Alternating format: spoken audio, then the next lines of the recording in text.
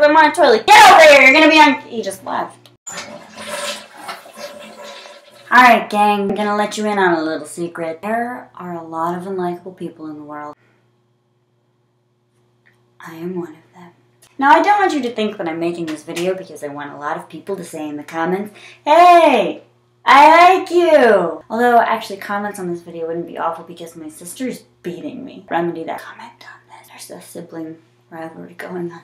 But, if you're thinking to yourself, "Gee willikers, she doesn't look unlikable," success, that's because I have learned there are tricks to make you a likable person. As long as you're unlikable because you're sassy and kind of cynical and something of a... you know. If you're unlikable just because you're weird, I probably don't like you either. You might just want to leave. Oh wait, just click the exit. If you're an unlikable person, there are a couple of ways that you can tell. Do you feel like you have leprosy? If nobody's hanging out with you on Google+, you're probably unlikable. They're also all probably on Facebook. You're that person who's walking the wrong way in the mall. People hate you. If any of this sounds familiar to you, there are things that you can do. Date a likable person. Given your condition, it may seem unrealistic to think that you can get a likable person on your arm. Actually, that's not true. The strange thing about likable people is that they find unlikable people kind of pathetic, but interesting, like chihuahuas in a pound. You have this great person with you that everybody else likes, and then they invite you to parties and to picnics, and no one leaves your table when you sit down, and the raccoons stop chasing after you, eating your fingers because you have leprosy. But then something happened, and you realize that nobody likes you. Nothing has changed. They just like arm candy. And you start to resent arm candy. People keep coming up to you going, "Oh, I love your significant other." And you're like, "So do I not?" Because he or she is always happy.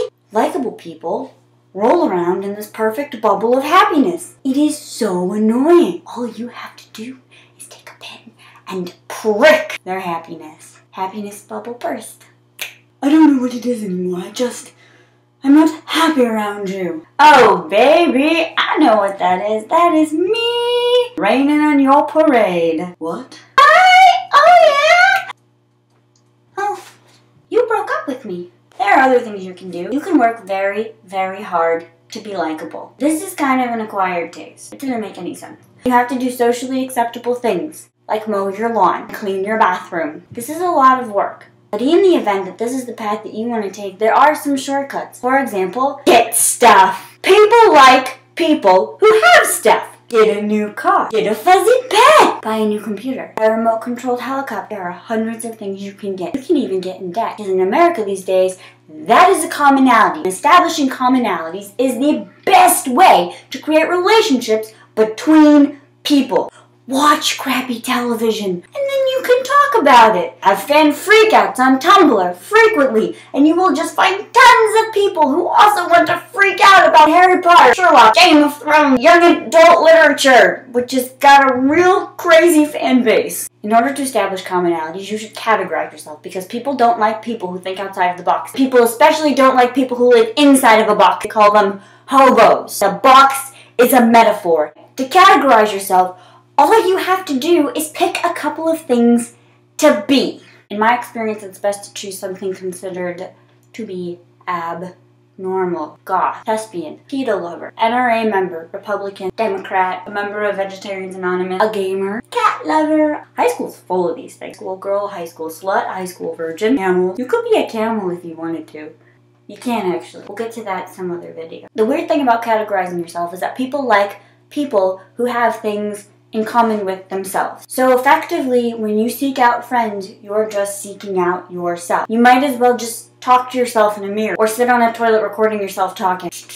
The whole point of choosing any one of these categories is that you get to dress weirdly on the outside any way you want, thus concealing your true self from everyone else. It's like you have a dress code. People think we hate dress codes. False. They only like self-imposed dress code. So you pick a dress code so that you look weird on the outside so that you can have the same self-esteem issues as everyone else on the inside. But now your hair can be blue.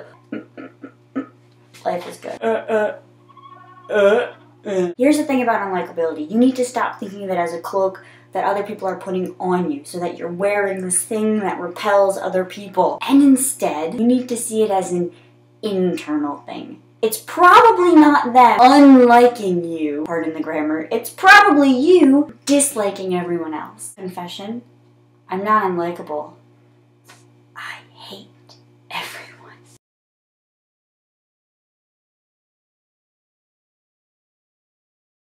I'm trying to come out of your computer. I need you now, little girl.